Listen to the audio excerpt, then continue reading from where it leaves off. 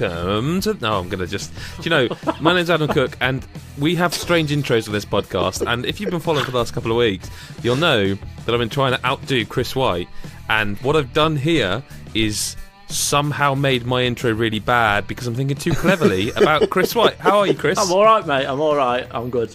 Did I even say my name? Yeah, I think so. Somewhere in the noise. It was definitely there. I've flustered myself, and you know what? I'm going to leave this all in because I'm excited to speak to you, Chris, and Adam Carroll, also here. How are we doing? You right, mate? I'm good. I'm glad to hear that. It's just three of us this week, which bodes well given how much I've cocked up already. But, you know, you chaps are well, you know, excited. Games are still happening, of course. Oh, yes. Yeah, plenty Thankfully. of games. Thankfully. We have got a lot to talk about, which I say every week. Listen, I actually want to just throw a little pimp out there because Adam, not me, I don't yet talk about myself in the third person. Adam Carroll had some exciting news. The last time you heard him on this podcast, he was in Ireland. He's not now, are you? And we're not going to see any more than that because if you want to hear what Adam has been up to and where is he? He's not in Europe anymore. That's another teaser for you. But if you like him or any of us and want to subscribe for $1 a month via patreon.com/GodIsAGeek, you'll hear the Patreon bit where we tell you where he is and he says what his adventures are like. And I'm so glad he's moved because that gives us something to talk about in the Patreon bit for, I'd say, at least a month. Games, chaps. Games. There's one big game, one huge game, or is it? I don't know. Chris, Metal Gear Survive. You went to preview it. That game's now out. Yeah. It's out. Anyone can buy it. Anyone can play it. You can play it while listening to this podcast if that's the kind of thing you want to do. In actual fact, it might be quite a good game to play with a podcast in your earbuds. Maybe. Or is it, Chris? What's it like, mate? Well, I'm enjoying it so far. There are things that are... Well, that's us getting hate mail then. Hey, no. Hey, if anything, I think I'm very much enjoying what I'm playing so far. The single player, which is the main bulk of the game, is very, very good so far. I think it's very Metal Gear, and I think it stayed true to the kind of... Can I interrupt you very early on here? No. And ask... okay. No, you can't. You can't. No. I want to interrupt you because I want to ask a question. Because I hadn't played the betas or the whatever they were at all. I was kind of just waiting to play the final game. And the thing I was surprised about, possibly the most, and I want to ask Adam if he had the same impression. Now, Chris, I'm guessing you knew this because you went to play the preview and probably were more invested in this game because of you're sort of a fan of the series.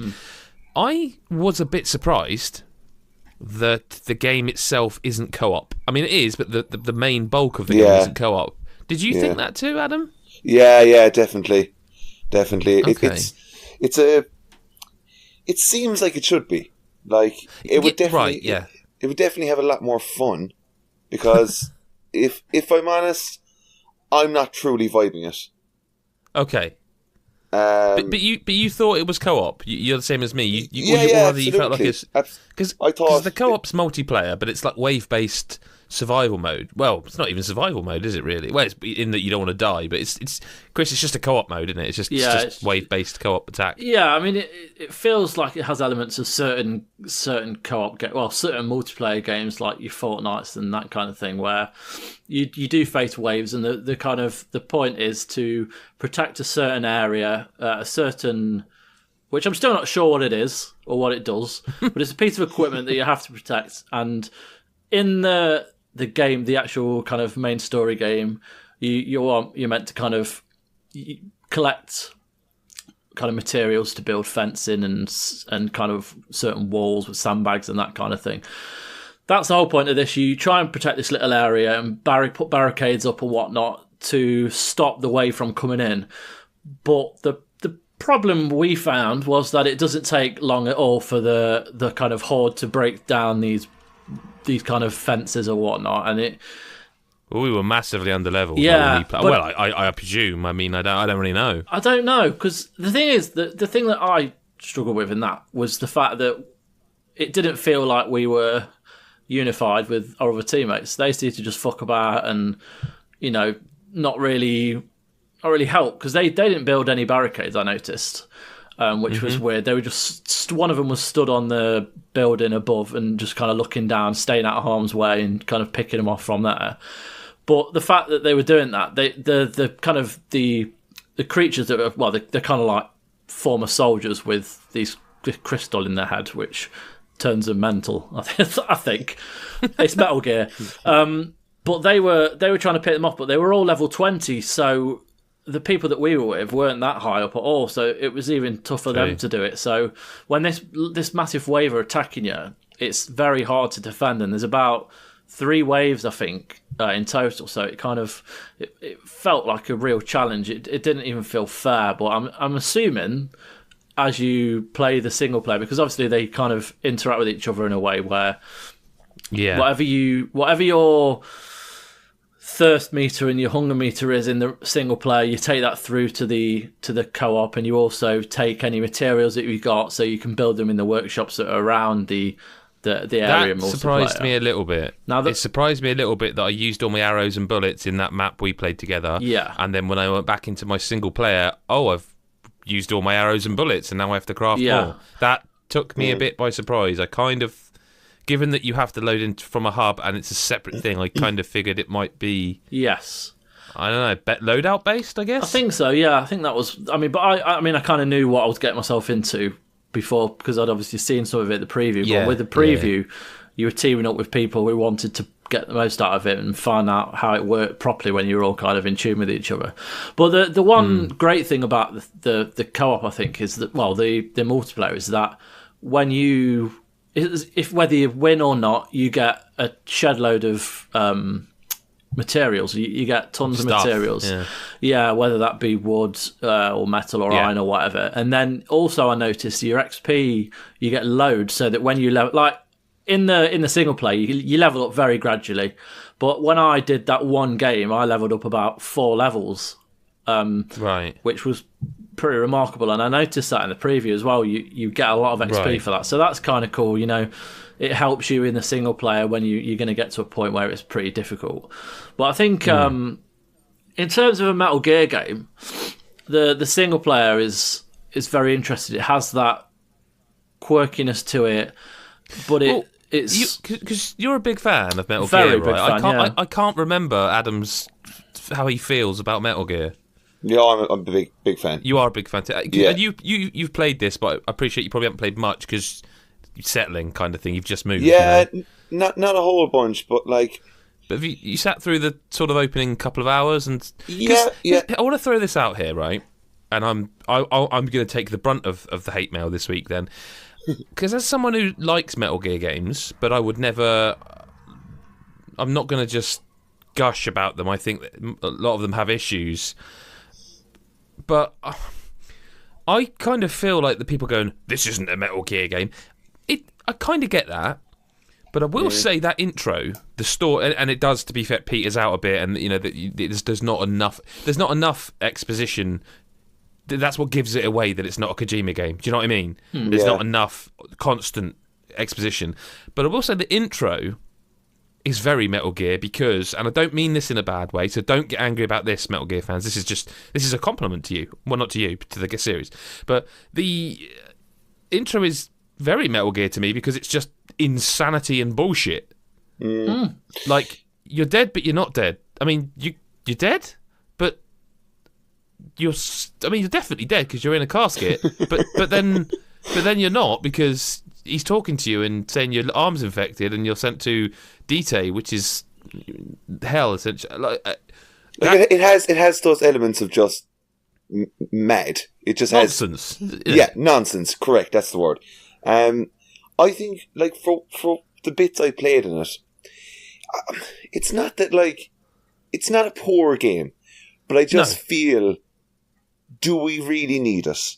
I don't think that I really wanted or needed this game, especially when I'm still in Monster Hunter.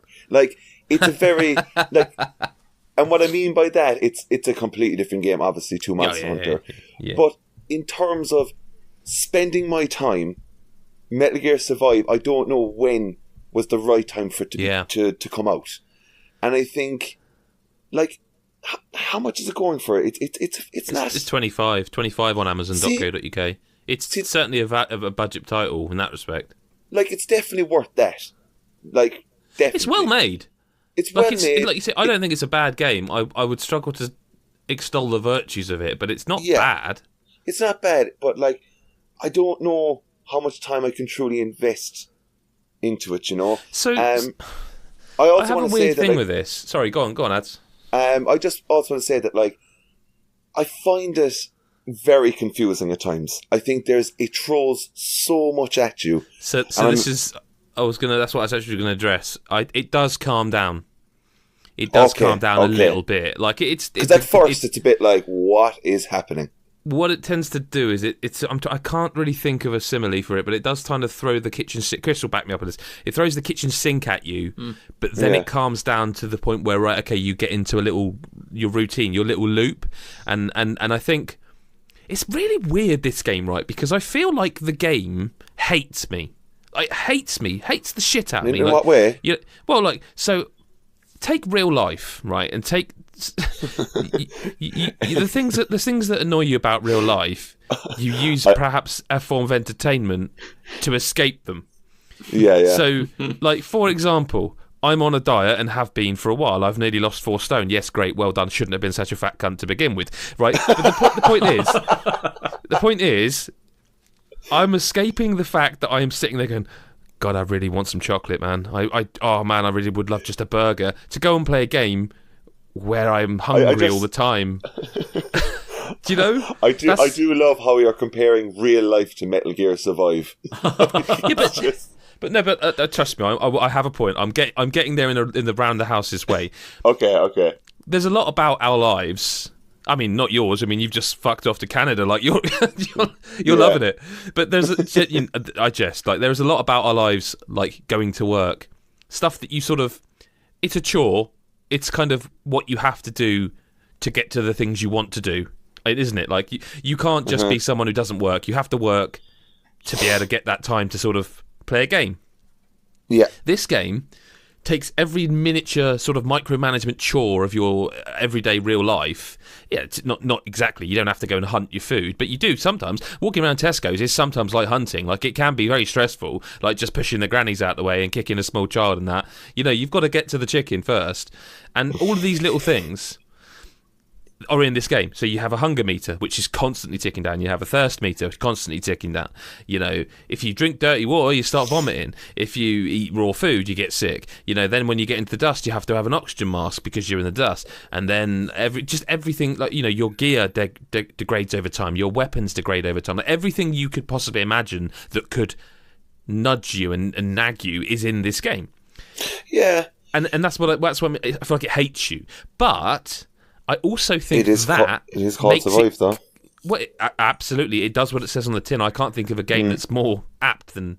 But for all that I've said that sounds like I dislike that, I actually think all that stuff is what kind of makes it so interesting, because there's something very compelling about the game I can't quite put my finger on, that all that should annoy the piss out of me, and yet I kind of keep wanting to play it, and I don't know why. Like, you can never carry enough bullets, you can never carry enough ammo. You know, you can only carry 5 fences, and yet. But does that get annoying? For some reason, I want to play it. Like, does it get frustrating? Like, because that's where I think I'm going to just completely fall off. Because if it's look, I know it's part of the game, whatever, but does it give you a good role of feeling like a badass? So I forget the exact example, hoping Chris will be able to nudge my memory a bit, but there was a mission, I think this is a while back now, I'm a lot further in actually. One of the first missions you do, I think it's the one before you unlock co-op, where you have to protect your thing in the dust. I forget, the excavator thing. Yes, the wormhole. I think it's the first the wormhole, thing. That's it. Yeah, sorry, that's it, when you unlock your first fast travel thing, right? Have you done that yet, Adam? No. Okay, when you do that mission, I failed 3 times, and it's only when I finished it I realised I was kind of not using the tools at my disposal. Like, it only occurred to me afterwards that the game had told me about these wanderers and their elements that it had told me I can throw a glass bottle to distract them and they will all just dumbly stand it when I could then throw a Molotov cocktail at them. This all occurred to me after the fact, and that's partly because, as you say, it bombards you so much information that I was like, I obviously hadn't soaked all that in. Now, going back to it, well, I mean, obviously a lot further in, but I say, if you attack the game with that knowledge, thinking, oh right, it's not Left 4 Dead. I don't have to just have waves come at me, and I've got my ammo, and that's my disposal. I have other elements. I can put the fences up. I can, as I say, I can distract them. I can shoot. That sort of stuff makes it less annoying. Whereas if you play it without that stuff, it's tough. Mm-hmm. And I wonder if Chris, because you had to do that mission before we played co-op, and I wonder if you're now there going, oh yeah, do you know what I mean? I mean, the wormhole transporter mission was one of the things I got to do in the preview. So I'd played that bit before and I loved it. I mean, it did take me a couple of goes as well, just because it's insane. But at that point, you've got no idea of what else you can do because you're literally playing a timed preview. So going into it, it's still difficult to know what I could have done and what I can't at the time, but it's just a case of using your brain a bit, and also there's a lot of these big kind of crates which you can open, and you can get blueprints out of for a lot of different weapons, and you find them just by exploring. And there's a lot of cool stuff in the dust, towards the south of your main base. There's the dust, and I found a Jeep there, so I got in the Jeep and drove further into the dust and found certain things. So it's a lot about exploration, but you can't explore without having a lot of health and a lot of water. So that's right. You have to go and kill them fucking ghosts, which yeah. Well, I tell you what, use the bow. Use the bow. Yeah. Use the bow, because they can't. They still do that. It's really difficult to describe. They kind of do this thing where, almost like when you get line of sight on them with any weapon, they kind of do this duck, run forward a bit, stop thing. Yeah. But that's much easier to get around because they're so annoying. Yeah. And there you go. That's another thing to add. So you can get a load of food, you can stockpile it, but that food can go off. So again, a little thing. Like I say, I feel like so. I'm going to say one thing. I quite like this game, and I think there's two people one set of people are going to hate this game, and there's another set I think might really, really enjoy it, because if you like survival games, this is one of the more, I don't want to say hardcore, but it is a survival game. It really is. I think one of the... Go on, sorry, mate. No, carry on. I was going to say, it reminds me of The Long Dark, because kinda that for me is one of the toughest survival games I've played, because it's just constant. It's just constantly you're trying to survive. It's not you never have too much stuff. You're constantly going from cabin to the woods or wherever to find, just to survive that little bit longer. Whereas I think there are more tools at your disposal, and it is brutal, but I think it's a lot easier to learn, and I'm looking forward to go further into it and kind of and know exactly what I'm doing, because the story, is batshit as it is, I'm interested in it, and it would be better if the characters weren't such dry assholes. But yeah, to be fair, Otacon, what was his name? Otacon. He was well, okay, dull as fuck. But I mean, to be fair, Solid Snake didn't have a lot about him, but he was just very kind of interesting. But I tell you what, I can pinpoint one thing then that I absolutely hate, and then I can stop moaning. All right, go for it. When you get below 20% health or thirst, it might be both, I can't remember, the screen does this defocusing blur thing. That's one of the worst things I've ever seen in a game. I don't know who thought that was a good idea, because I wear glasses and I thought I was going mental. The game would just it's I don't know, it'll probably be in the video, Chris, you did of the first 90 minutes. I'm sure it's in there somewhere. It is. Literally, the screen, it's like someone turns the focus ring on a camera and it blurs and then comes back into sharp focus, and then it will do it again. And it made me feel quite ill. And I don't get sick playing games often. And that needs... I get it, because it does make you feel uncomfortable, but also that may be one step too far for me. But I like this game, and I don't sound like I like it, do I? But I do. I sort of can't stop thinking about it. I like the idea of what Chris just said: finding a Jeep, going deep in, and finding a blueprint in a box. And one of the things that happened to me was I got in the Jeep, and then I encountered quite a few of those enemies and The Wanderers. The Wanderers, thank you, because I'm going to keep calling them enemies and it sounds shit. I mean, just call them zombies. They are zombies. I mean, Zombies, they literally are. That'll do. And the Jeep, I ran into a few, and then I ended up trying to kind of drive around them, but crashing into a rock. And then I was that far in, and the Jeep blew up. I had about 50% oxygen, and I had to find my way back out. Shit. And I managed it, but I got out with like 3% oxygen, and so like that was quite exciting. But the kind of thing I'm looking forward to play more of is because I know there will probably never ever be another Metal Gear game as good as the ones we've played, but there's a lot of things in those games which I miss seeing and I miss interacting with, whether it's the characters or the kind of machines that you saw. And I know for a fact, and I'm not going to spoil it because this pissed me off, but I went on YouTube, and because obviously we'd uploaded the Metal Gear Survive. It's always a mistake minutes, to go onto YouTube. But it was literally, it was like, Yeah. I was going to upload a completely different video for Yakuza, and on the main page, there was I've just found this in Metal Gear Survive. And I was like, oh, fucking brilliant, thanks. But now I know that that's in it, I'm very much looking forward to see what other kind of nods, and that's what I want. I know it's not a proper Metal Gear game, but I love the nods to the series, and I think it's very kind of true to the series as well in a lot of ways. Oh, Chris, you've got to stop saying that, mate. You've got to stop saying that. I can't help it. I know, it's just how you feel. But, like, do you not think...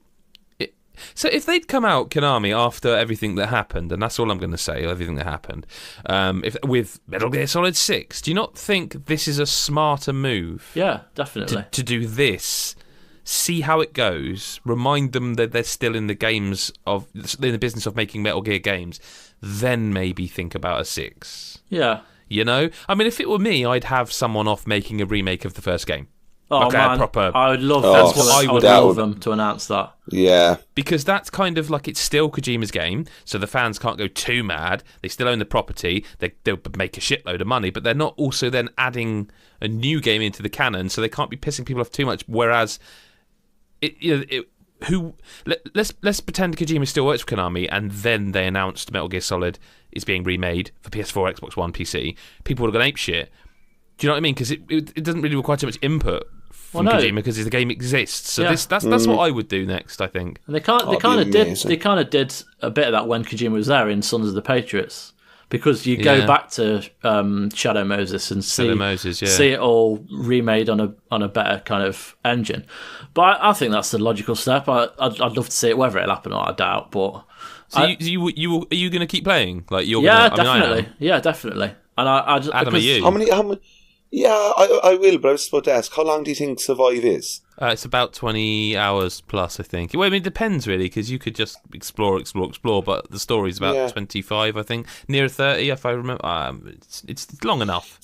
Yeah, see, I just love the series so much, and, like, if you're saying there's some sort of nod that you've already had spoiled for you, Chris. Yeah. Like, I want to know what that is now, and I want, like, if they start bringing those things into the game, I will find enjoyment. Like, if they start apparently messing there's a with nod in the lore and opening stuff. cutscene. Have you seen the news? I mean, we're not getting to news yet, but have you seen the news? I'm not convinced this is not some huge mistake. You know when you name your character and then you get the list of names come up? Yeah.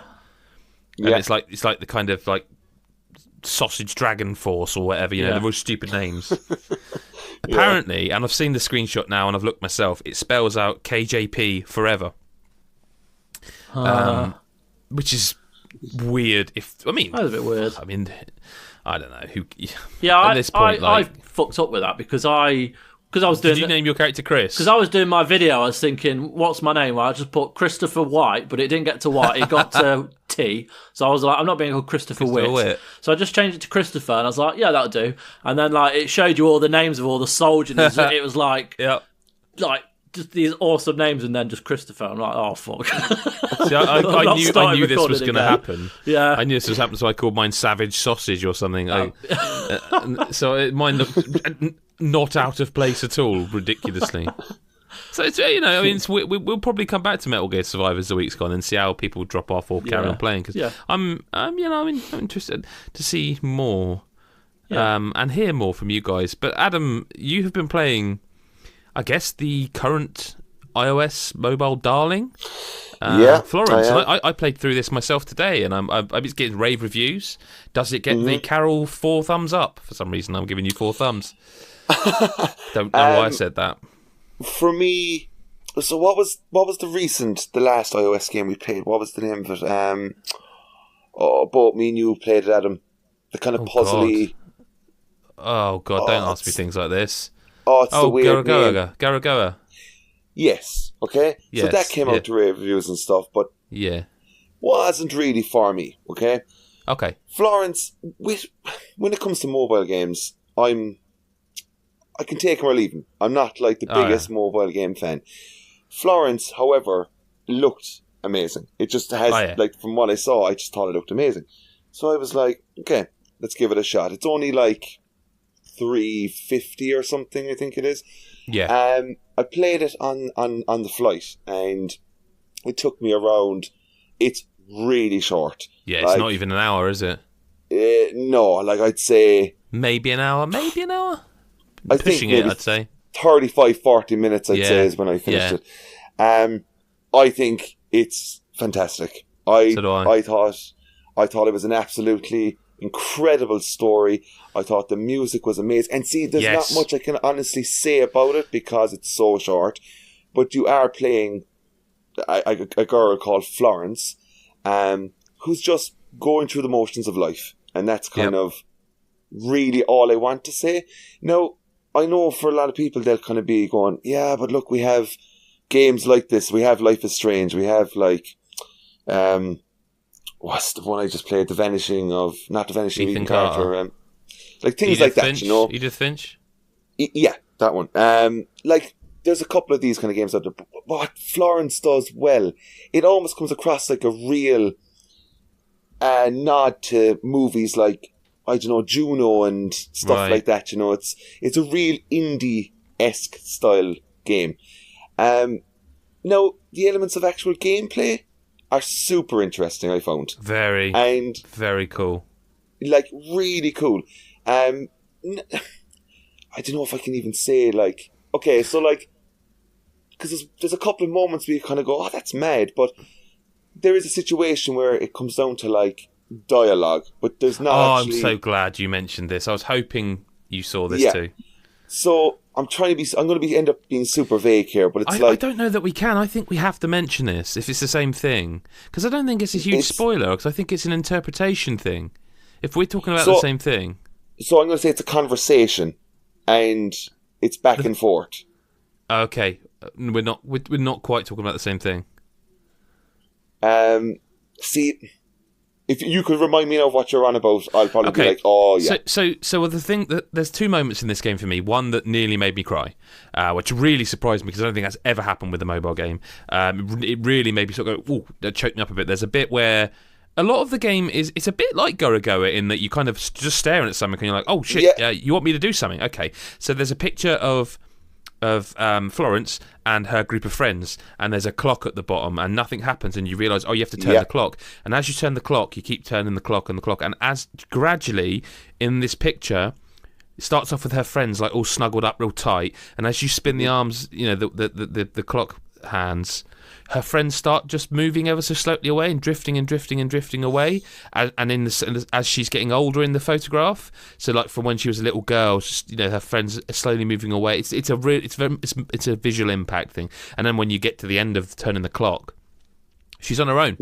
And that really hit me so much in the gut because, my God, you know, simple observation to make because everyone does it. You start off and you have so many friends, and as time goes on, you have friends, but you drift apart to when you're kind of isolated a lot, and that really is so well done. I'm not doing it justice. That's point number 1. Point number 2 is the first time the conversation stuff comes up for me. I don't really want to say who you've met because I mean it's only 35-40 minutes. I'm going to spoil the whole bloody game. Go and buy it. It's like £3. But it comes up and there's like jigsaw puzzle, and that's you putting the conversation together. So like it starts off and there's 4 or 5 bits and you put them together, then you drag it into the bubble, you have a conversation, and it goes back and forth with this person. And I actually genuinely think this is one of the most genius things I've seen in a game. Starts off, there's 4 bits of the puzzle. putting them together. You've just met this person, 4 bits of the puzzle, bang, conversation starts. Now it's 3 bits. Now it's 2 bits. And I think that is so clever, because the interpretation I certainly had is that as you get to know this person more, conversation becomes easier. So instead of putting together 4 pieces to get your words out, it's just bang, 1 bit, 1 bit. And because as you know someone more intimately, it's easier to talk to them. It's such a that's clever the bit I'm thing. talking about.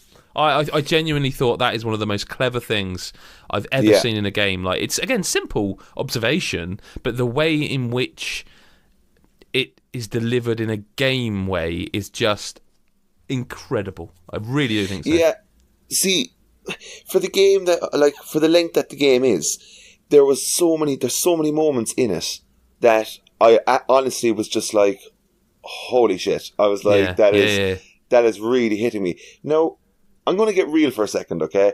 And say that, like... Okay, no, it's a nice thing to say towards the game. I think playing a game like Florence, I think for everyone who plays video games, I think, like, the subject matter that it's delivering, I don't think we could ever turn around and say that it's shit or it did nothing to me, because it hits life so incredibly on point within this game. And there's a couple of games out there that do it anyway as well, but like just Florence in particular for me hit me really hard because of the fact of like I ended up doing a massive change in my life. I moved. I mean, the timing of this for you must be something else. Correct, and like I know now, like it's like I'm not trying to be soppy or anything, but like it is. Listen, people know us. The power of video games is just like crazy, and I think I was sitting on the plane and then like the credits rolled. Yeah. The credits rolled, and I was just kind of looking around, kind of just going, "Holy shit!" Like, and I like you're just wondering. I'm thinking to myself, "What do I do? I need to cheer myself up." I ended up watching Cool Runnings straight afterwards on the plane. I was like, "Of course you did." Of course you did. I was like, "I have to plan Cool Runnings. I need to take my mind off." It's because it was just because the game doesn't leave like a bad feeling. It leaves just a real life feeling, and how life is just played out, and just the story of Florence. Like, there's a situation, like, it's very, very minor spoiler in terms of a character thing, but it's her mother, right? Yeah. And it's just, everyone has been through it. Like, everyone has turned to their parent, to their mother or father in some way, exactly the same way that she has in the game. And I think it's one of the nicest games I've played in a long time. The other bit I would add, Adam, I don't know if this, again, I think a lot of people take a lot of different moments from this and it'll mean to them different things, but I'm not going to go into details because I think we spoiled probably enough. We haven't really spoiled anything, just mechanically. If I would say to you the push scene, pushing someone in the back, to me, that was, again, I went from being Florence to being the other character, because like if it weren't like my wife does that, like she's the most supportive person I've ever met, like she's the one doing that for me. And it's weird to say this, but like it's part art style, part music, but something about this game is, again, I don't think it's making any observations about life that are profound. They're all kind of obvious, but it does it so well. Like as you said, the moment regarding the clock. Yeah, like, that really hit me, that did. Like, that is really, like, when you're doing it, it's just a bit like, fucking hell, like, wow. Yeah. Like, it's... To see something has happened to you, has happened to everyone, to see that right in front of you, like, almost saying, you used to have more friends, and you're like, all right, I know. Yeah, and it's almost like, hey, go ring your friends, go speak to them. Exactly. And I can't stress enough now for anyone that is listening to this thinking, well, fuck it, they're after spoiling the whole thing. What's the point? No, not really. Like, this is one tiny moment of so many great moments within the game. And it's also hard to endorse a game like this without saying something about why. Because, you can't talk about it mechanically without spoiling it, because the mechanics of the game change based on the scene. Like, they're all... There's elements of every... I mean, there are... It kind of reminds me of Edith Finch in that respect. Like, each different scene has got a kind of different... And it is Annapurna as well, so it's published by the same people. So, I don't know. It just the only thing Like, I'd say is it ends a little abruptly. I could have done with another 20 minutes, but I don't know how they would end it other than the way they did end it. I definitely would. If you were sitting right next to me on the plane, I probably would have had to hug you and go hold me. But like, I would have I would have said the same thing. I would have kind of went, that was very abrupt, whatever. But as days have gone on and I've thought back on it, I think that it is pretty much perfect in the way it's done. I think its length and everything. It certainly ends on an up, doesn't it? Well, two things we have to bring out as well. Yeah. The way the game looks. Oh man, wow. The animation, I think, it's perfect. I think it's just, I just love how simple. Sorry? No, I was just agreeing. Oh yeah, sorry. It's just, I don't know. It's just so colourful. Like when I was playing it, I was putting myself in a position. If I was somebody who was looking at somebody playing the game, I'd be like, "What is that?" I'd be, that looks a bit mad on a phone, especially. I don't know. There's just something really, really charming about it. However, it's nearly the star of the whole thing. Like the story is something, but the music, the music carries all the emotion. Like, yeah, 100%.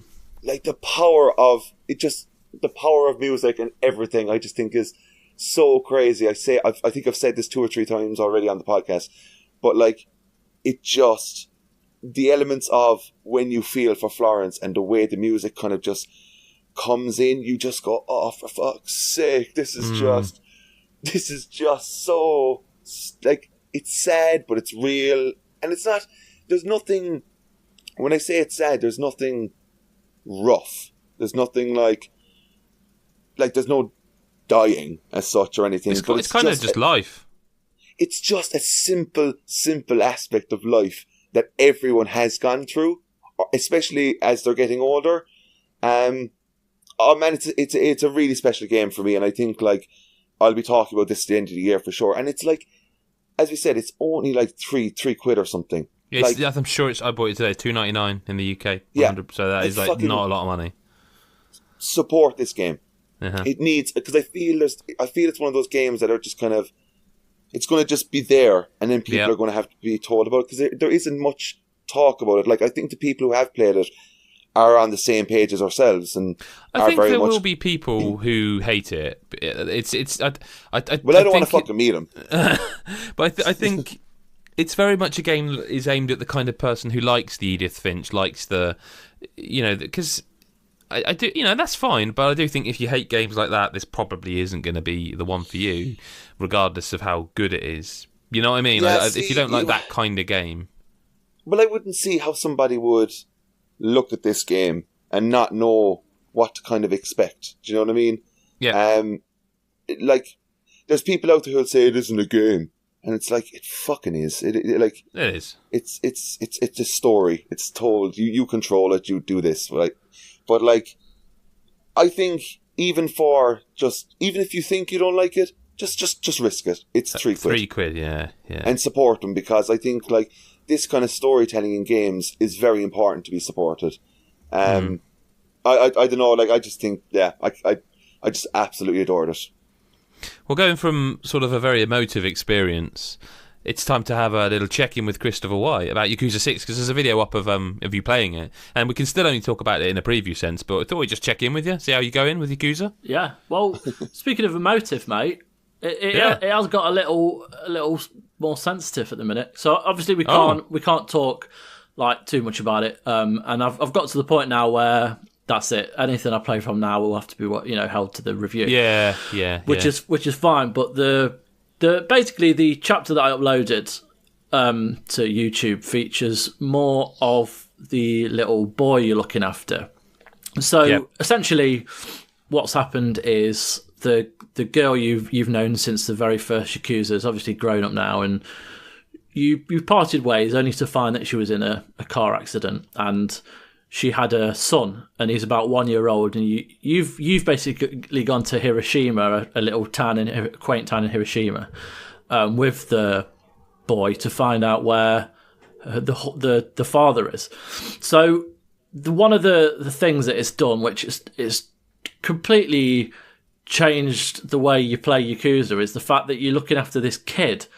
And like, I now have 3 children. I have Evelyn, Holly, and now I have Haruto, because he's a full-time job. So there's one part in it where you're just walking around. You've got to find some baby milk, right?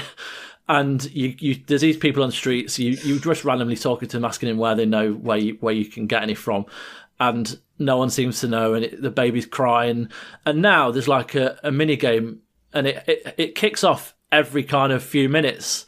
Not in the whole experience, because that would be really annoying, but just in this section. I was going to ask, that sounds Dead Rising, like Zombrex. Yeah, no, it's worrying. not. It was in this one segment, and I've not done it since, so it's not going to be. But it was great for when it happened, because as you know, when you've got a little baby, you don't know what's wrong with them. You learn, don't you? You learn to read them a bit.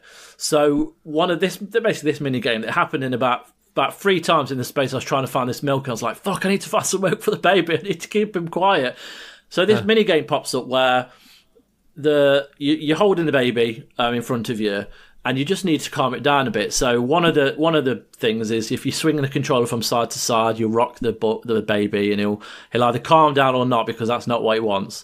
One of the other options is to kind of rub the touchpad to kind of tickle his tummy. Another one is to kind of lift him in the air and kind of make his tummy flip, and it makes him smile. So when you get that right, he'll calm down for a little bit, and then you run off again, and it'll kick off again, and he'll start crying again. Oh, for God's sake! So you try and calm him down again. But it's the really nice little mechanic to it, and the way that the story's interacting with how you're interacting with the child in the story, you become very attached. And it's a really nice mechanic, and Yakuza always has the stupid, side stories and whatnot, but the actual main stories have always been really kind of great. And the writing on it is excellent. How does the fighting work? Like, when you've got a baby, how does if you run into fights with the... Well, as anyone knows, when you get in a fight and you're holding a baby, you just pass it to a stranger and say, "Hold the baby," and then you go and just fight this group. Brilliant. And then you're not like, being funny. Cheers. That's kind of the way the Yakuza series should do that. You hand it to like a tramp on a street corner and be like, "Hey, mate, just watch." But like, I think again, the way this series is, I kind of think that's probably the right way to do it. But again, it's like it's a couple of times where, like when a gang interacts with you on the streets of Kamurocho, you're on your own. It doesn't happen loads, because there's also another character that you meet in Hiroshima who's a female, and you get quite attached to, and she kind of helps you look after the kid a bit. So it's not constantly handing it to strangers. But just in general, it's like the city that you're in at the minute, like in Hiroshima, is so different to the usual, but it's equally kind of beautiful, and it's like a lot of Japan is just gorgeous, and I always love the way that country looks in a lot of games it's been represented in, and this is no different. It's a kind of a shipping town, like there's a lot of, like a massive kind of river by the side of it where boats are docking and bringing in all the exports and imports and stuff like that. And the people you meet are all they all work in this industry, so it feels like a very tight community. And even the characters you meet in Hiroshima, which are part of the Yakuza, they're also really interesting. And like the fight where, in the video where I'm fighting on a baseball ground, the 3 you fight, you kind of start to get quite close to in a weird way, and it kind of flips a bit, and it's just really good, and it brings back a lot of old characters, but for the most part so far it's all been a lot of new stuff, and you are straying away from the typical bit of Tokyo where you used to be in favour of this at the minute. So yeah, I'm just loving it, and I'm loving just taking it at my own pace. I go for walks, Adam. I go for walks around Hiroshima, just because there's loads to do. It's just a beautiful little town, and it's one of the best so far. In a previous sense, obviously, I've not finished it. Yeah. So I mean, I can see it maintaining this kind of level of fun and kind of warmth to it. So yeah, I'm loving it, and it's great to kind of be playing a new Yakuza that isn't a remake or a prequel. It's following on this great story that is akin to The Godfather, if I'm being honest, because there's so much happens in The Godfather that it kind of it's very similar to Yakuza. There's a hell of a lot of story threads. He's got a hell of a lot of history, and when you know all the history of where you are at the minute, you know he's a granddad now. Everyone refers to him as an old man in the street. If you have a fight, they're all calling you old man. They don't have a clue who you are or where you've been, but you do. So it kind of has a lot more weight to the story, and I'm looking forward to see where it progresses. To be honest. So every time I hear about this series, I feel like I'm missing out so much. You are. There's no other way of putting it. You are, mate. You are. I have zero right there. Like, I just need to play it. You do. And every time, like the way everyone talks about it, every time we discuss Yakuza on this podcast, something is said, and I'm just like, what the fuck is this series? Like, yeah, I'm like, what is it? Because I want it. Like, I need to get involved with this. You do. I just think, like, even you just describing there about having a kid, like, I'm fucking so into that shit. I'm like, I'm not into having kids, like, because I have no kids, like, but like in the game, the element of it, like, for knowing who that character is and what it is, it's like, what is going on? Like, this is. I've never heard of anything like that in a video game, you know? Yeah, I mean, it's ace. There's just so much to do in the side quests, and the main story is really kind of excellent. And there's just a sea of options, a sea of mini games, a sea of enemies, and seas of thieves. Adam, fair, yeah, not bad, mate. Wow. Not bad. That's all right, really wasn't it? good. That was alright. It was, because I mean, I was sitting there thinking the only way I can do this is to go, well, Metal Gear Survive, mixed reviews, Florence, positive, Yakuza 6, let's go back to mixed, because Sea of Thieves is out next March. No, not next March, March, next month. I played quite a bit of it over the sort of closed alphas and whatever you want to call them, and the stress tests, and I'll be honest with you, I really like this game. It's they won't like me for saying this. It's kind of No Man's Sky-ish, but with pirates, which instantly makes it better, let's be honest, doesn't it? You know, yeah. The issue I have, and this is literally is a preview. We don't have the game, so this is 100% preview thoughts. The issue I have with it is that it seems like a game like Monster Hunter, in that it is designed for you to play with friends, or at least to play online in a group of 4, because you have your ship. Someone lifts the anchor while someone raises the mainsail. Someone steers the boat. Someone, you know what I mean? It's very cooperative, and I absolutely love that. But, and this is a big but, I don't know how playable this is going to be unless you can do that.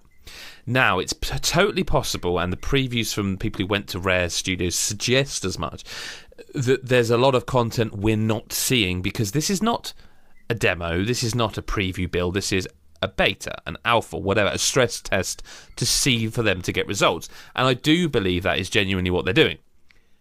Again, but there are systems in this game that deeply worry me. Okay, so in this game, you are in a gang of pirates, you and 3 other people. Now, if you're not playing, say we're just pretend it's 3 people, and there's us 3 playing it, right? But and that's great, because we'll all work together, we'll chat on mic in a party, we'll play, won't we? You know, we'll get on. However, if you're playing with randoms, there's a brig system. A brig, if you're not familiar with, boating pirate vernacular, is a prison. And if you join a gang, pirate gang, people can put you in the brig. And they can do that by hitting a button and voting to put you in the brig. And if someone else agrees that they put you in the brig, that is you literally playing a game where you are in a prison, locked in a prison, unable to get out, unless you are let out by the people. Again, vote system. So, I jumped on. And we were aboard. We went. This is I love this. This is what I like about the game. You can go to on a desert island, and you're shooting some skeletons or hitting them with your sword, eating a banana, picking up cannibals, loading the cannons onto your ship, and then you find a bottle with a little map in it, and you open it up, and there's a riddle on it, and you work out the riddle. So you go back to your ship, you go down into the galleon, down to the sort of map area, and you look at the map, and you find the map, you mark the map, and you think, oh great. And then no one does anything. And you're like, okay, well, there's definitely treasure here. I've worked out the riddle. The riddle solution is the name of this island. There's going to be treasure there. Let's go there. Right, fine. So I'm gonna just get. I'll take the initiative. Let's go. Right, I'm gonna get hold of the get the ship's controls and start steering it. Immediately, someone comes up and starts hitting. He can't hurt me because we're on the same team, but he's just smashing. Ting, ting, ting, where he's hitting as if to say, get off the ship's controls, get off the wheel. And I'm like, no, I'm thinking, trust me. We're going to treasure. We're going to treasure. So I keep steering us, and I sort of then I come off the wheel as if to sort of turn around, as if to sort of like go, hey, I'm looking at him like, treasure, treasure. Get back on the wheel, get the steering, get the thing right. All of a sudden, there's a flash. Oh, I'm in the brig. Oh, fucking great. So I was doing nothing wrong. I was doing nothing wrong at all. I was directing us to an island, a treasure island, if you will, and I'm in the brig now. Great, cool. They didn't let me back out. I was there for about 5 minutes. No one let me out.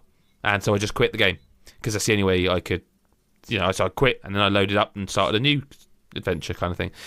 Second time round, I land, I start on the boat and I see that my teammates or would-be teammates are swimming around a cove and picking up stuff and there's a treasure chest. Cool. So I jump out there. I sort of go around with them. It looks like everyone's going back to the boat. There's a bloke stops, stands there staring at me and I think, okay, sure, shall we? Okay, we do. We just go back and flash. I'm in the brig. Oh, okay.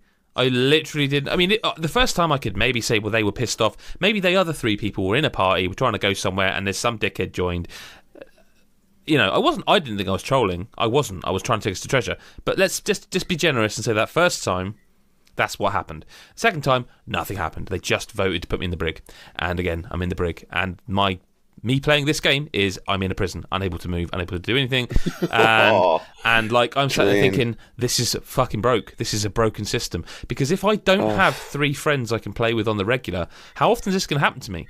And again, maybe I'm reaching. I created a female avatar, and it just made me wonder because I was thinking about what Nicola said once when she said about how she plays Rainbow Six Siege or whatever shooter, and as soon as people hear she's got a female voice, they kick her, and she couldn't think of another reason they'd be doing it. And we know how immature some people can be, and I started to wonder, shit, do they think is it that? Is this what it's like to be a woman? I'm just put in prison because I'm a woman. You know what I mean? It felt like what's going? Why are they?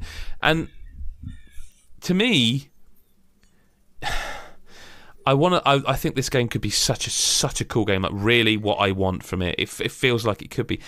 However, I don't feel like you can put the policing of the game in the player's hands. I feel like there has to be some kind of flag that if you are griefing your team some way, it will pop up a message saying, such and such is being a dick. Do you wish to brig them for 5 minutes? I don't feel like the control of that should be solely down to the other players because I did nothing wrong in any of those situations, and my fun was taken from me because there doesn't appear to be a tool within the game that polices you. Like it is completely down to the player to sort the community, if you will. And as admirable as it may be to have that trust, 2 out of 2 times it happened to me, and I went away going, I don't want to play this right now unless I can play it with people I know. I don't want to play this. That's horrendous. That's a real shame. I think that's a big problem. Yeah. I think that's a problem they can fix in the month left, not even a month. I think there has to be... Has anyone online been saying the same? I'll be honest, I haven't looked, but I just think I think it's a big problem that you can just be voted in the brig when you've done nothing wrong. I feel like if you're playing a shooter, for example, and you're griefing people, like say if you're playing FIFA and you disconnect, you get a warning or whatever, you get a sanction. I don't feel like sanctioning within multiplayer games should be down to the community to decide. Because I'm not saying the Sea of Thieves community is toxic. This is 2 isolated incidents in a game that's not out yet. But for the 3rd time, it certainly seems like the sanctioning is up to the community. And if I'm getting stuck in a brig for doing nothing, why would I play that game? Now, the hope for me is that the single player is a single player. Like you can just play it on your own, like, and there are smaller galleons that you can adventure on. But like the kind of draw for me is the idea of us guys getting together, a couple of times a week and going on our ship and that, and being with other people. Yeah, that's what I'd love to do. It sounds so good. Like, I really is love the great, idea actually. of just finding a map and then, sailing off, and we're all working together in like a really smart way. But I would never play that kind of game with other people anyway. Just because if that's the case and that stays when it gets released, it will lose a lot of people, because there are dickheads out there. I mean, they're talking that they're going to support it for a long, long time, so there's no reason they can't address stuff like this. And I will say the other parts of the game I dig. Like, I just love... It feels very rare, you know what I mean? It feels really good, and it looks gorgeous, and I kind of like everything else about it. But that feels like a real mistake so far. Again, we don't know what the final game's going to be like, but that feels like a misjudgment. Yeah. That feels like the assumption that... It almost feels like they assume everyone in the community is just going to be cool, and that's just never going to happen. That's like, it's impossible. We should try and do a let's play together when it comes out. Oh well, you'll have to buy an Xbox One. Oh, for fuck's sake, I do. Yeah. What an absolute drain. Yeah. Well, before we move into news, we didn't. I don't know if Chris, do you want to talk about Faye at all? Because we did talk a lot about it last week, but you reviewed it. I don't know. I'll put it down because I want to mention a couple of bits, because it's not like a particularly long game. I think it's about 4, 5, 6 hours. Yeah. But it's obviously, I know we play games like, and I'll say Monster Hunter because that's the game that came out quite a while after the review code came in, and obviously there's a day one patch because it needs it for the kind of multiplayer co-op elements to it, and a few of the fixes and stuff. So you kind of understand that if there are a few issues, you hope they address them. Faye is a small game, but it's the full release. It didn't get an update. It's as it is. There were 2 parts in that game which I couldn't get past, and I thought I was doing something wrong, and it took up more time than I needed to. It took me, between the 2 incidents, about 45 minutes to try and work out that it wasn't actually me that had gone wrong. So there's one incident where you have to collect these kind of warthogs and take them back to their mother. They're not warthogs. They look like warthogs. I don't know what they are. They're mystical pigs. But I really want there to be warthogs. You just I think pick they them up are. on your arm. I think they are. Might be. Yeah, But they could totally be. they're on this kind of these weird platforms, and you use your voice to talk to them and sing to them, and then they'll follow you. One of these little bastards didn't follow me, and it was on like a tiny little step below me. It would have no issue climbing up that step, but for some reason it wouldn't follow me, and I thought like I'd missed another one of them somewhere to take them back, but all the nests were full apart from this one. So it took me ages to try and get it. I tried all sorts of things, nothing worked. So I kind of came off it and thought, nah, I'm not doing this at the minute. I can't be arsed. I've wasted too much time. Came back to it a couple of days later, loaded in, did it straight away. So clearly a glitch. Secondly was right near the end. So I'm not going to tell you what happens at the end, but there's a door that needs to open, and it's basically at the top of this tower-like thing where you have to do a lot of kind of things on each level of this tower. And the final stage of it, I'd done all I could possibly see to do. And by that point, you've learned a hell of a lot of abilities. There's like 6 or 7 in total. So I was using them all for all these different parts, and it was tricky, but I thought I'd got there. And you're basically leading this machine up there. And I was assuming he would let me in this door, but I spent ages going back down the tower, looking on each level to make sure I not missed anything.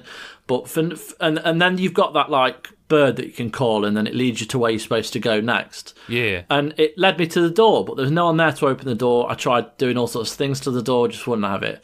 Again, I thought, well, maybe I'll use the same logic as I did before, and I closed the game, went back into it, and the guy appeared, opened the door for me.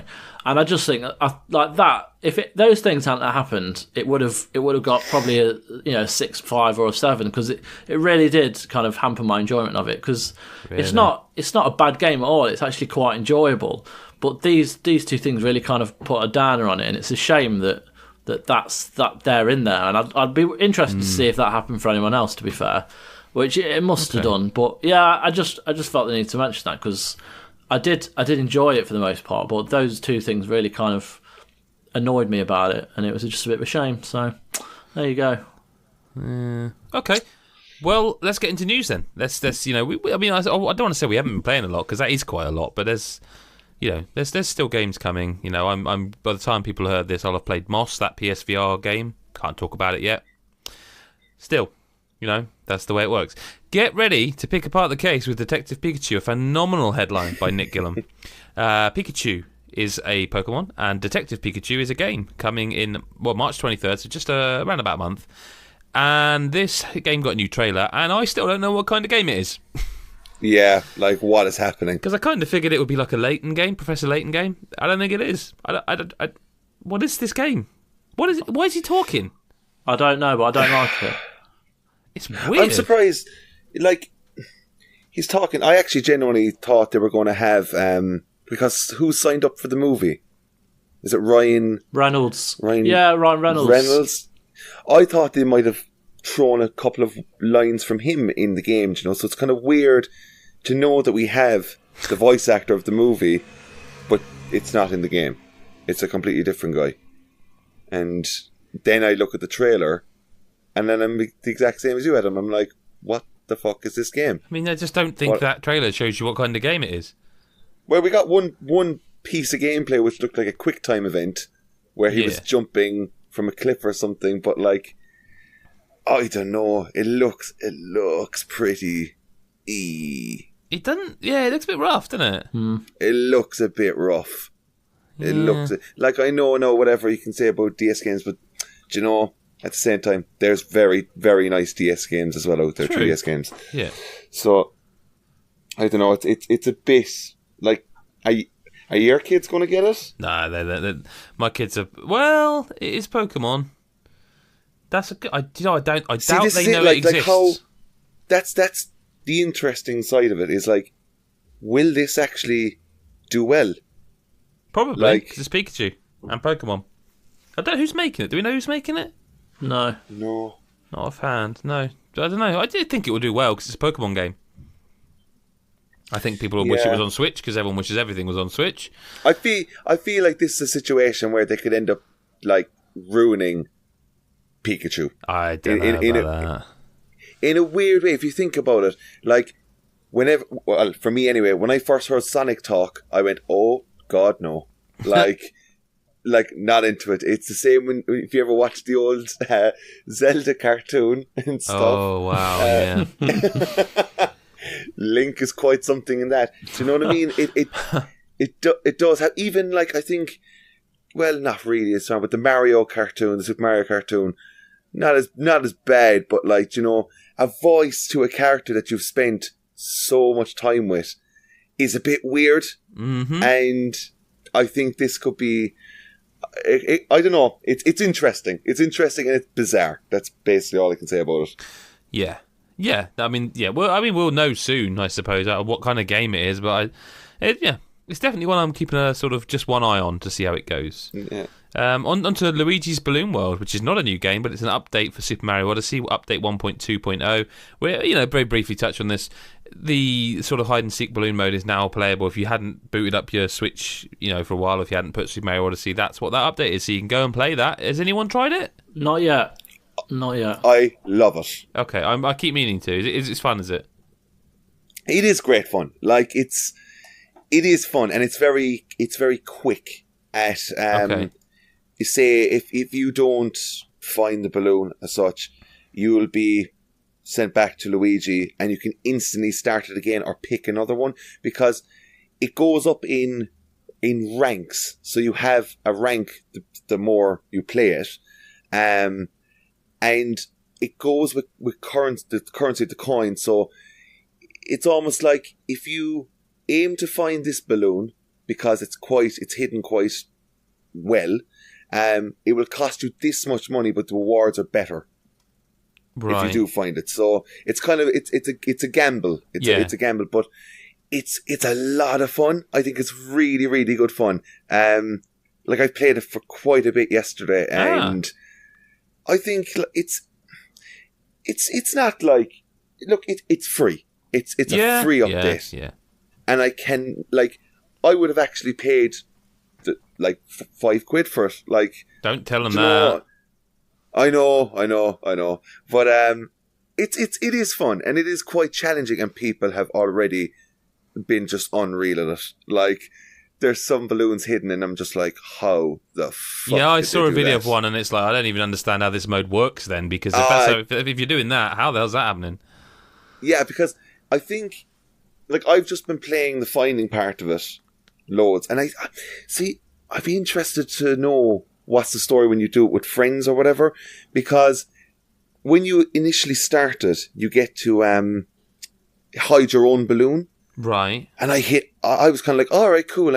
I just ran out and I kind of like hid the balloon in the shittest place. It's like, it was just behind a wall, but I think it's just there now. So I haven't been able to actually do it again and hide it somewhere else. You know, I have to figure out that bit, because I was having too much fun basically finding the balloons that I haven't set my one properly. But if you do find, because you can pick from a load of different people, and if you do find my name, don't bother, because my balloon, it's not fun. It's just not fun. It's like straight behind a wall. It's crap. There's no challenge. Do you know something that is fun? Go on. I said I don't want to ruin it. I feel like you had more to say, but the segue was too good. I had to take it. No, go ahead. Do you know what's really fun? What's fun, Adam? Public nudity. Assassin's Creed Origins, that game you two loved, right? Remember that? Oh, yeah. So do you remember they announced this a while ago? We actually did get an invite to go and preview it, but we couldn't go to Assassin's Creed Origins Discovery Tour mode. You know what? So if people don't know what this is, it's basically a mode that lets you kind of... It's a teaching tool, kind of. You get to go around ancient Egypt looking at stuff without the kind of combat part. You know, it's like a tour of the game, which is cool, right? That's a really good idea. Yeah. For some reason, they have covered up any penises or nipples or any genitalia whatsoever with, like, seashells. What? Yep. Fuck it. Why? Like, I don't know. I mean, you'd have to ask Ubisoft. I will. Let's be honest here, lads. A seashell is nicer than a penis.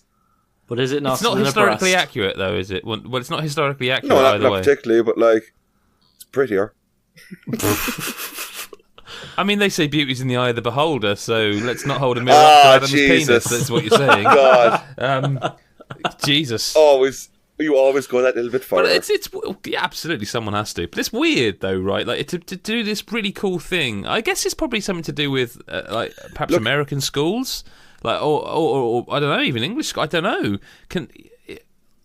It's definitely weird, such a but weird thing. Like, we've all got them, you know? Yeah, I know, but man, look, it's just the way it is. Like, for fuck's sake, it's just, they're not going to allow it. It's just not going to be the way. And Whether you're a boy or a girl, just look down and you've got one of them.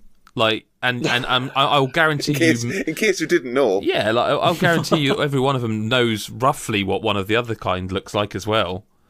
And, like, I hate to break this to you, but men have nipples too. And, like, what? Men can just take their shirt off and wander around, you know, even if they're not... They can just take their nipples off. Well, they can, yeah, they're detachable nipples. I just think it's really odd. It's just this really cool idea, and it's just like... It's kind of shooting themselves in the foot that people are talking about this, and we're doing it now. So let's stop and talk about Metal Gear Survive again, because so you start a single player game, and obviously most games you can then, if you just want to start another game, you can just like do a new save. Whereas in Metal Gear Survive, to get a second character, you have to pay for the privilege, and I wonder if this is as big a deal as is being made out. To play devil's advocate, does anyone really care? Not at all. Okay. Well, what does it matter? Like, I'm probably only going to ever well, play it's an odd. Yeah, I know, but like, why do you need another character really? Like, well, I don't know. I mean, whatever you do, if you're going to get a new character, just delete the one you've got and you do it again. I'm going to play the story once, probably. I'm not bothered about creating another one. Like, I mean, that is another thing. It's kind of innocuous because like there's not many. It's not the kind of game you're going to want to go through loads of times with different characters. Like there's. Yeah. I don't know. I felt like there was. I think we said this before, but like there was also the thing. As we talked about the KGP nod. There was people reading. You know the EULA, the EULA, like the legal rights thing. Did you see that people have sort of really read that and found a thing where it's like, this game, by agreeing to this, you will agree that you will not get into relationships with other people who you're playing the game with. And it's like, do you think there's an argument to be made that if that could be in every other EULA, but people aren't reading that because it's not a game they want to find something on. Like, do you ever read the EULA? I'm just going to say EULA. Do you read Absolutely it? not. No, but never. do you think there's anyone who would sit through Final Fantasy 15's EULA because they're trying to find something, just another crucifix to nail it to? You know what I mean? Yeah. I don't know. It's weird, and I don't think we've seen the end of this. There's going to be more Metal Gear Survive. It's just a weird thing. Like, it's kind of for me. It almost makes out like they're very, very confident in the title. Yeah, like that they think people are definitely going to want another character slot. Lash that in there, you know. What is it like? Is it? It's £8. Is it £5? No, it's 8. It's near 8. Yeah. Well, you have to buy. You know, like when you buy points for games like V-Bucks or whatever, like for Fortnite, you have to buy X amount of them. You can't buy a specific amount. You can't buy exact amount. It's just. Is it, in a weird way, is it a publisher just being completely honest with you? Where a lot of publishers hide behind like things and don't tell the truth. Is this just kind of Konami going, we just don't give a fuck? Like, we don't give a fuck, lads. Whereas everyone else, it doesn't let that show. You know what I mean? I don't know. Speaking of not giving a fuck, Final Fantasy 15, I don't fully understand this, but if you buy it on Steam, I don't either, which is coming out soon, you can play as Gordon Freeman's outfit. You can be Gordon Freeman. I'm reading this from Eurogamer. Put down your money for a copy and you'll unlock Gordon Freeman's legendary outfit at no extra charge from Steam Workshop. The pack includes Half-Life Heroes suit, scientist glasses and crowbar. And there's pictures. And legendary outfit. It's cities. It's so weird. It's so weird when you like, if you see the pictures and stuff, you're like, what the? What are they playing at? But then, I suppose. Look, no, I suppose I was going to say, does that mean Half-Life 3 is coming? No, it doesn't. It definitely doesn't. It doesn't. But I always like to think and hope. But it's weird, man. It's especially why Final Fantasy. Yeah, well, because it's coming to Steam, I suppose. But even then, look, no, I can't. No, I've got nothing. But I not to move us along too quickly. But we're talking about a lot of weird stuff. A Sonic the Hedgehog movie is coming out at the end of this year. Sorry, no, it's not. End of next year, November 2019. What? Yeah, I know. Like, right, I need to open this headline because if I'm right, if I'm right, is the person producing it the guy who did Deadpool? He's the director of Tim Miller. He's the executive producer. Yeah, he's like, when I saw this, I went, oh, for the love of Christ, do we really need this? And look, I thought Deadpool was great. I really enjoyed it. But what does that mean? Does that mean that we're going to get a kind of a violent Sonic the Hedgehog, a vulgar Sonic the Hedgehog? Oh, God, Or are we just going to get Sonic the Hedgehog? Because if I'm honest, I want a vulgar Sonic the Hedgehog movie because that would be mad. I mean, it's going to be a mix of CGI and live action, which is the thing that makes me go, ugh. Like, kind of pick one, I think, for this. Maybe? Yeah, you don't need it. I don't know that it needs to be. It's mad though. Like a Sonic movie and a new Mario movie coming out. Do Sega still think? Do they still think there's a competition?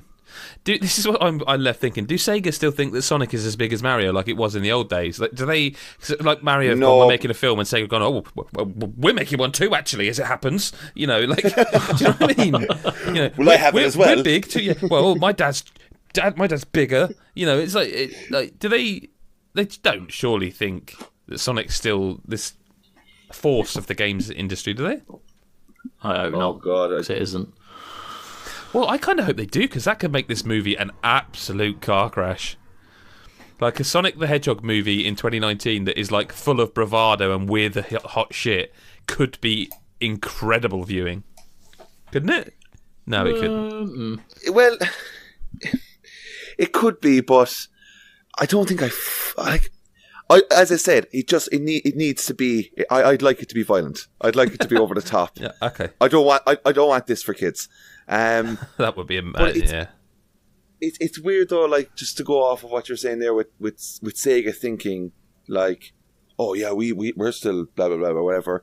Like, Sonic's in such a weird place. And it has been for a long time. I think you've gone over that a lot of times before I was even on this podcast. But like, I think they just don't want to give up. They don't want to give up on Sonic. They still find like a lot of love for it, and I'm kind of like, fair enough, but you're fucking breaking fans' hearts. Like, bar like Sonic Mania wasn't really. Did that have much to do with Sega as such? Well, I mean, they owned Sonic, but it was kind of a fan thing that they let, you know. Look, either way, I'll be there to watch it. And, I think I will too. You know, that's just how it is. Well, will you be watching it in 10 years? Because that's how long Ubisoft say that Rainbow Six Siege are going to be around. This is a weird story. There's just so many strange things. Like, why even say this, you know? But yeah, it's been a weird week for news. Let's just put that out there. It has, yeah. But Siege around for 10 years. Well, the quote is, "We are saying extremely loudly there is no sequel planned. We will be here for the next 10 years, so expect more Rainbow Six in your life for quite some time." There you go. Like, where I couldn't play a game for 10 years. I don't think anyone would. I mean, what game has done? I mean, World of Warcraft, right? Name another one. 10 years. It's been World of Warcraft and Diablo. Is Team the ones Fortress, or CS:GO, maybe 10 years. Yeah, maybe 10 years. Maybe. Like, I don't know, man. Like, look, Siege is doing really well, as we all know. If they are confident in the content that they have planned, then that's great for fans of the game. But like, Jesus, like how far can they go over 10 years? Do you know? Like, surely, if they do go for 10 years, we're going to see a very dated looking game at that point. Well, exactly. It'd be on a different console to what we're playing now. Probably. Exactly, do you know? So it is just a weird statement, but I think it's kind of like, it's kind of more like, look, we're not fucking making another game, but look, we'll do this for this length of time. But we're not really going to do that for that length of time. Who knows? But yeah, bizarre. And do you know who is making another game? Who? The enthusiasm is off the charts. There's too many games. Swery, the person who's sort of the author behind Deadly Premonition and D4 Dark Dreams Don't Die, has teased his new project, which is called The Missing. It's going to launch this year, and he's put a new video out. It's a very strange chap. I actually interviewed him many years ago. Really, really nice guy.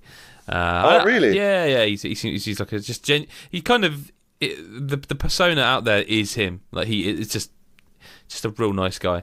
Kind of sweet, kind of a bit off kilter. Mad. You know, a bit mad. Yeah. But do we know much about The Missing? Nothing. I don't think. Okay. Because he had a Kickstarter. Was it Kickstarter? I think a Kickstarter for a game called The Good Life that failed. I think twice. No, I think it failed. It failed once, and he's going to kickstart it again. Oh, Jesus. Yeah, but this is a different game. This is The Missing.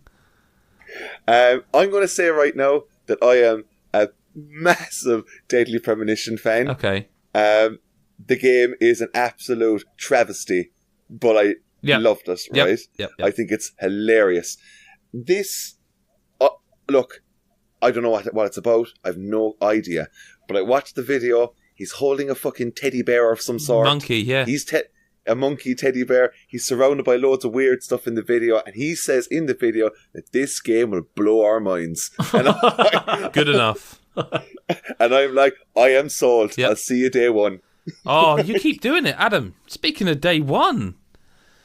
I didn't mean that. I know. No, I don't think anyone's meant it, but it's just flowing so beautifully. I'm going to take that bait. Are any of you not day one for the worst kept secret in the industry that Burnout Paradise Remastered is real? It's coming to Xbox One and PS4 in March this year. Shit. Yeah. Day one? Yeah. Oh, I think it's an incredible game. Yep. Oh, it's awesome. And also adding to that, they've also stated that there's going to be no microtransactions of any kind. This is the EA redemption arc then. This is the first step in the redemption arc for EA. They need to now make good, and they need to now remake Mass Effect 1, which is remake that And also SSX, and that's the three steps. There's 3 steps before then the 4th one, which is announcing Skate 4, and everyone loves EA again, right? They'll do all that, right? Right? Yeah, Skate they will. 4. Yeah, SSX. Skate 4, I'm sure I read something this week about Skate 4. No, you've imagined that, mate. That's just a fever dream. No, there's no Skate 4. Skate 4 could be coming after all, according to new retail listings. Nah. No. Well, it would be a good E3 announcement, wouldn't it? It would. But listen, Burnout Paradise. 4K and 60 FPS on PS4 Pro and Xbox One X. There's some stuff about that game I don't know if people remember, though. I wonder what they'll do. Do you remember the camera stuff in this game? No. So in the if you had I think what was it called, Xbox Live? I was Xbox 360 at that point. I think it's called Xbox Live Vision camera, the little square camera, looked like a webcam. If you had that hooked up, you could use it to take a photo of your driving license at the start of the game. But also, if you played multiplayer online, when you crashed into someone, it took a photo of you. So they got a photo of your reaction when you smashed the fuck out of them. And that's brilliant. I wonder, because Kinect, if it had taken off, there'd be that, and there's the PS camera for PSVR, so that they could leave it in, and it was a very underused feature. And it may remain a very underused feature, but I kind of hope it's complete. They've said the soundtracks, obviously. I reckon this game's taken this long because they had to get the rights from Guns N' Roses. I genuinely do. I think that there would have been legal wrangles to get Paradise City. I really do think... Because you can't release Burnout Paradise without Paradise City in it. You can't. Yeah. Because I always said at the time, I reckon the people behind Burnout had a game. They had the idea for a game like, this is amazing, right? What about if we get Guns N' Roses Paradise City... and that's the game, and they're like, wait, what? Oh, it's a racing game. It's a Burnout game. Yeah. But the idea is it starts with Burnout, Paradise. It's Burnout Paradise. Okay, yeah, go for it, because development was different back then. But I feel like you have to have the song, and I'll do it. No. I mean, it's in the trailer, so it's like, but But people are pork begging for this as well. Like, oh yeah, well, so there's this amazing news. One of the best, most beloved driving games of all time it's happening. The thing we've been asking for is happening. And within 5 minutes, I was saying, well, the only sad thing, of course, is that it's not on Switch. Fucking what? It's on the other consoles. Nobody owns just a Switch. Nobody owns just a Switch. Nobody that cares enough about this game being remade just owns only a Switch. Play it on one of the other consoles. You'll be fine. Yeah, it's also, if I'm honest, Burnout is like this one anyway, the remastered version of it. It's one of those games that you want to be playing on the most powerful console you can get. Damn right, Adam. Because the crashes and stuff are just, that's what it's about. It's the way that camera pans around and your car is just crushed. It looks amazing. It always had that great feeling. You want that clarity, crystal clear when it comes out, So if it comes to Switch, it'd be fun, but it won't be powerful enough to capture that madness. Do you think DJ Atomica's going to be... I know they say they've untouched the soundtrack. Mm-hmm. Will DJ Atomica be there? It'd have to be, right? Because that would be too... it'd have to be. You just have to be. Yeah. I don't think there's going to be... I think everything's going to be here. Yep. The thing about it is, have they announced a price? 35. 35? Pound, yeah, UK pounds. So $50, $40. That's really decent.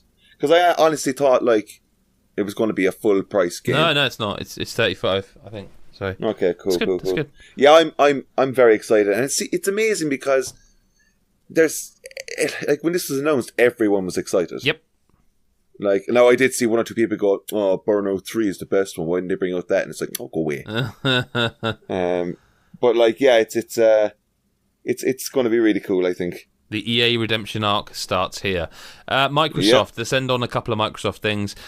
Just to quickly touch upon it. It's not a huge amount we can say about it. But Vanquish, the Sega and Platinum Games Vanquish, is now backwards compatible on Xbox One.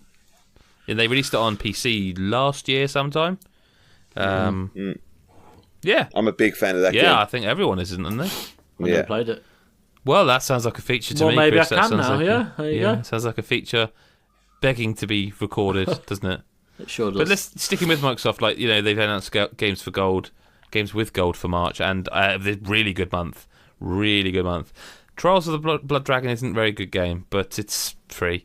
But Super Hot is a very good game, and that's with games with gold for March. That's March 16th to April the 15th. Super Hot is going to be within the program. That's, in fact, just for the record as well, like Quantum Conundrum is also there in a backwards compatible game. That's March 16th to 31st. That's also quite a good game. Yeah, quite a good game. But yeah, Super Hot. Excited? Well, I've just played it, so no. Oh. Not on Xbox, on VR, because I forgot to tell you I will be getting not forever, but I'm borrowing a PSVR unit for a bit, so I'm going to be playing the shit out of that. You'll be you're gonna lose your mind. Yeah, I'm well looking forward to it. That game in VR is just it's the business. It's special. Yeah. Listener correspondence. I think this first question, Darren at ROTMM, I think he thinks this one's going to take longer than it is. So I've got an answer for both of his questions, but I'm not going to answer first because it'll be very short. He says, this might be a slightly loaded question, but which, if any, of the following consumer-focused moves do you think Microsoft would have done away with if they were winning this gen? Okay? Digital refunds, backwards compatibility, game gifting, play anywhere, cross-play, Game Pass that includes exclusives day one. If they were winning this gen, if they were in Sony's position, which of them would they not have done? Digital refunds. Okay. Yeah. It's a fucking good question. I'm just like, I'm looking at them. It's hard. It's really hard to pick one, but I would say digital refunds probably is the one. Backwards compatibility. So the reason I said I thought it'd be an easy question to answer is because I think all of them. I don't think you don't see the winner making concessions. The only thing I would say is backwards compatibility was probably in the works from before the console was announced. But generally speaking, I don't think they would have put they've been, all these moves are incredibly, as he says, consumer focused. They're trying to make themselves look appealing to the consumer. You don't see that unless you're trying to gain curry favour with people, do you? No. But I think the opposite question he also asks is what pro-consumer moves do you think Sony would have taken if they weren't the one killing it with competition in sales? Like, what do you think Sony would have done to do... Backwards compatibility. Yeah, I think you're probably right, yeah. I think that is probably the one. And the other thing as well, is a very minor one, that it keeps coming up in the news, is that they're doing surveys about changing your username on PlayStation. I think they would have done that sooner. I think that's a very difficult thing, that the problem... There must be some deep issue that they can't do that easily because it's an easy win. But I think if they were behind, that would have been something that would have been their E3 and you can do it now kind of thing. You know, if they were that far behind, they would have had to come up with some little things. You know, I actually do think they would have probably done a Game Pass style thing if they needed to. Do you think there's still hope that they will put out backwards compatibility? No, I don't think they will. Yeah. I don't think they need to because they've got their what's it called? PS Now. Yeah, where you can stream games, and I think because they bought Gaikai, if you remember correctly. So I would imagine that would be a hefty investment to then say, actually, forget all that, stick your old discs in. I don't think they can do it. I don't know. It's weird. It's weird because I feel like Microsoft feel they have to do something like this every E3, and I think they're running out of ideas. What else can you do? You know, they've now literally said, look, don't even bother buying Sea of Thieves. Just give us a subscription, and you can play it anywhere for free. Anyway, whatever. Just play it. Just buy our fucking stuff. You know, what more can they do? Also, Gary Bailey, who can just ask us the question. You know, Gaz, you don't have to write into the podcast. You're on it usually. But he says here's one for you, nice and simple. If you could choose a non-game IP to adapt into a game, what would it be? And to make it a little more complicated, who would you want to make the game? So something that's not a game. Oh, Jesus. That's not that simple. No, it's not. Right. So yes. Take plenty of time with this, Chris. If this is a stipulation or not. What about a non-game IP that has had a game a long time ago, but I would like to see it come back with a new developer? Go on. Right. I've been championing this for a while, and I've even tweeted 2000 AD and Rocksteady. I'd probably do it every like half a year. I want to see a Judge Dredd game made by Rocksteady because I just think that would be fucking awesome. However, I don't think Judge Dredd's big enough to warrant that. But I'd love to see a Judge Dredd game with an open world for Mega City 1 with all the kind of characters in there made by Rocksteady. Failing that, Thundercats. Because Thundercats has never had a game made. So, yeah. What about a Rick and Morty shooter or an Archer game by Telltale? Yeah, Telltale. I could see. I'd worry that if it was like an action game, they'd just fuck it up like they did with Family Guy. No, but what if Platinum Games made a Rick and Morty game? Well, that'd be just insane. That's kind of the point. Oh, no, shit! No, hang on. Rick and Morty has got a game as well, the VR game. Oh, but he doesn't say they can't have another one. It's just non-game IP to adapt into a game. It's not an IP, is it? It's like an experience kind of thing. Yeah. Adam, anything you can think of? Something that you like? I'm struggling. Yeah. I'm struggling. Yeah. Like, it's not... EastEnders Telltale. Fucking hell. Yeah. Or bring El Dorado back as a Telltale. Oh my god! I know what Gary wants me to say. I know what he wants me to say. Red Dwarf. Oh man, don't. That'd be amazing. You know, there's a lot of lore, a lot of universe. Red Dwarf. I don't know who'd make it. BioWare's Red Dwarf. Well. I don't think anyone would. I don't know who'd make it. I don't think it'd be profitable. Microtransactions to get a load of cat suits. Yeah. I'd love a Red Dwarf game. Yeah. I genuinely can't think of one. I'm going to have to sit on this and maybe come back next week. Okay, right. Lane It 360, this says, should I play through Halo Wars 2 or Battle Chasers first? And I suppose this question is only really pertinent if Gary is on the pod. Moving on. I mean, you should play through I feel Halo like we Wars should 2 give him an answer. good. I feel like we should Halo give him an Wars 2 answer. is good. Let's say Halo Wars 2. I've not played either, but I like Halo. I like to look at Battle Chasers stuff. But let's say Halo Wars 2, Adam, just to annoy Gary, because he likes Battle. But I like to look at Battle Chasers stuff. No, but let's say Halo Wars 2 to annoy Gary, because Gary's not here. We can pick on him. Come on. But I like to look at Battle Chasers stuff. Sure, okay, fair enough. Chris Hyde, at Chris Hyde 83 says, following the disappointing Secret of Mana remake, do you think remakes of games that are old, 25 years or so, can ever be successfully remade? Always seems a conflict between remaining faithful and making an old game relevant.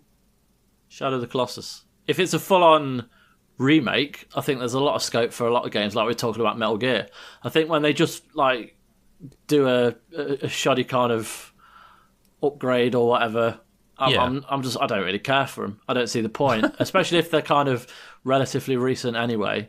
But like Shadow of the Colossus is a prime example at the minute where it has had a completely like new look, and it's still the same game at heart. I think there's definitely a market for that still. Definitely.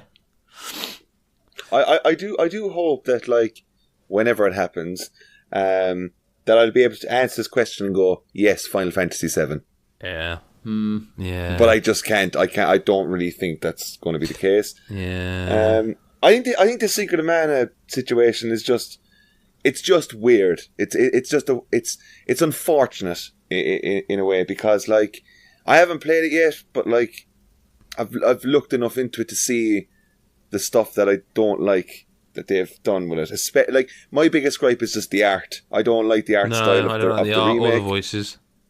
Yeah, I just think it's odd, and even if you look at gameplay of the original, it still just looks amazing. And I'm like, fuck it, like. You know, I think some games like just don't need to be touched, and I think there's a lot of those like JRPG kind of ones that they always kind of stand the test of time. Really, like in some cases, maybe there might be elements of the gameplay and stuff that don't do as well down the line, but like visually, they're always still so good, and there's a lot of weirdness that was. I like look.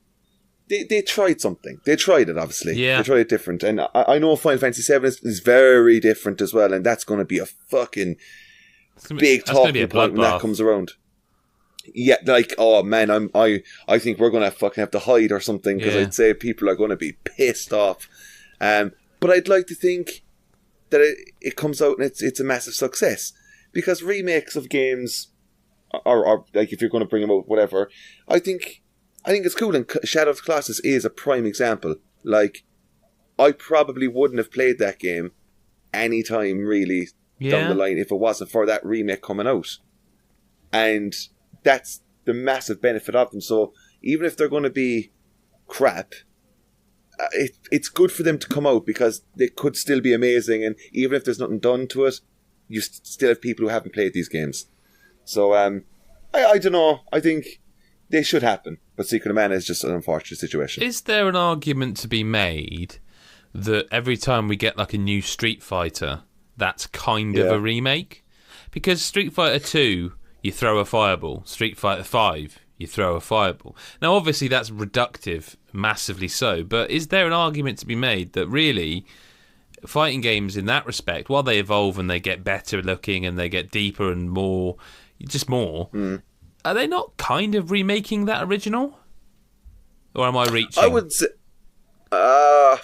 wouldn't say so if I'm honest, because like I don't play fighting games, but like I don't know. That's like picking any. Yeah, well, to say it's Breath of the Wild, something.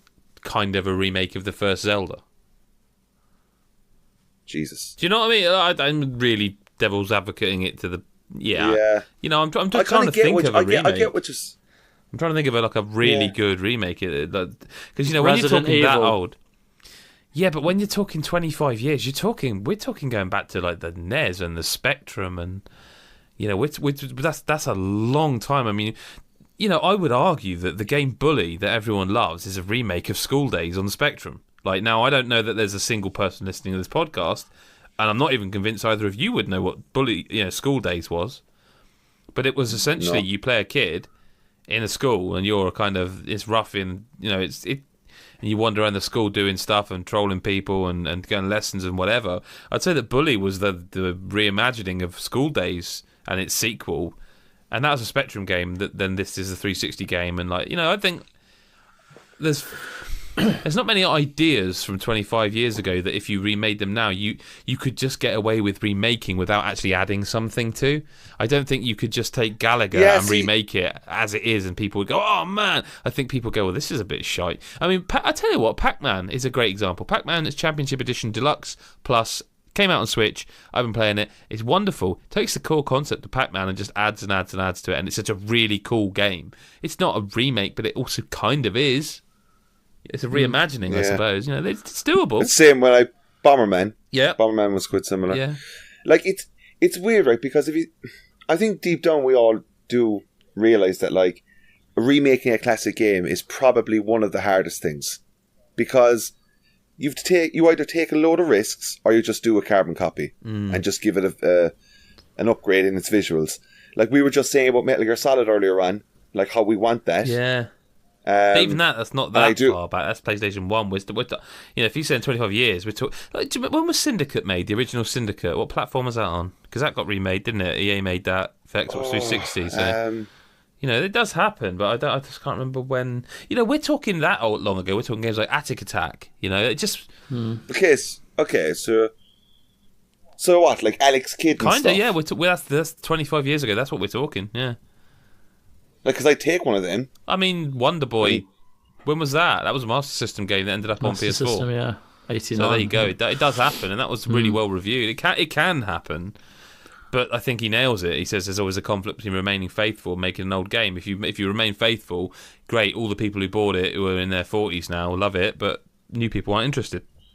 Yeah. See, it's games like that, like games that old as well. You see, there's a massive nostalgic attachment as well involved. So that can be ruined very easily. And I think that's where, I don't know, if you're going that far back, then I think maybe they should just stay the way they are because of the nostalgic fact. Well, that's all the time we have for the podcast this week. Thank you ever so much for listening. Just a quick reminder, if you want the extended version and to get it a couple of days early, patreon.com/GodIsAGeek. You get loads of videos when they're done, rather than when we publish them. You get this podcast earlier and longer. It's patreon.com/GodIsAGeek, $1 a month. So for $1 a month, you'll get at least, depending on the month, 4 podcasts longer and earlier.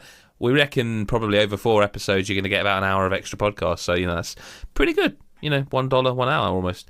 Obviously, youtube.com/GodIsAGeek, and also just go to Google, type God is a Geek, then followed by Twitter, Facebook, whatever, or just GodIsAGeek.com, and you'll find everything you need to know about our beloved site.